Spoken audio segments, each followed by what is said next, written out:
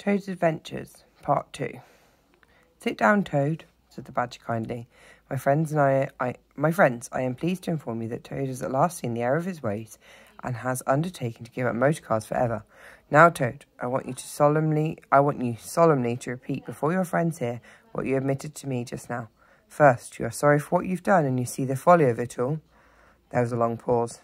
Toad looked desperately this way and that. At last he spoke. No, he said a little sullenly, but stoutly. I'm not sorry, and it wasn't a folly at all. It was simply glorious. What? Cried the Badger, greatly scandalised. Didn't you tell me just now? In there?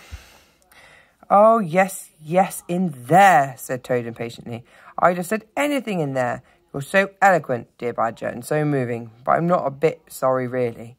On the contrary, I faithfully promise that the very first motor car I see, poop, poop, off I go in it. I told you so, observed the Rat to the Mole. Very well, said the Badger firmly. Since you won't yield to persuasion, we'll try what force can do. Take him upstairs, you two, and lock him in his bedroom.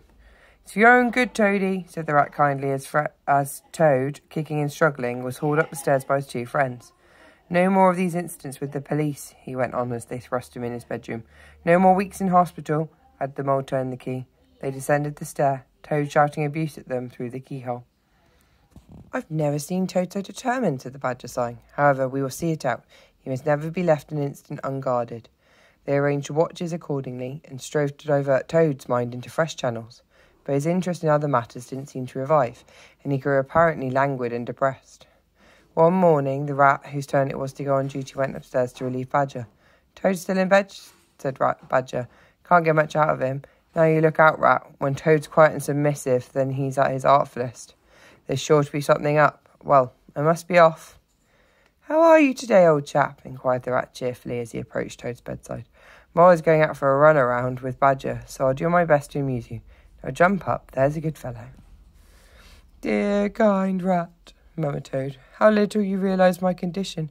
How very I am from jumping up now, if ever. But do not trouble about me. I'm a nuisance, I know. You are indeed, said the Rat, but I'd take any trouble on earth for you, if only you'd be a sensible animal. Then, Ratty, murmured Toad more feebly than ever, I beg you for the last time, probably, to step round to the village as quickly as possible. Even now it may be too late, and fetch the doctor. Look here, old man, said the Rat, beginning to get rather alarmed. Of course I'll fetch a doctor, if you really think you want him. But you can hardly be bad enough for that. Let's talk about something else. I fear, dear friend, said the Toad with a sad smile, that talk can do little in a case like this. By the way, while you're at it, would you mind asking the lawyer to step up? Oh, he must be really bad, the Rat said to himself as he hurried from the room, locking the door behind him. I've known Toad fancy himself bad before, but I've never heard him go ask for a lawyer. I better go. So he ran off on his errand of mercy. Toad hopped lightly out of bed as soon as he heard the key turn in the lock.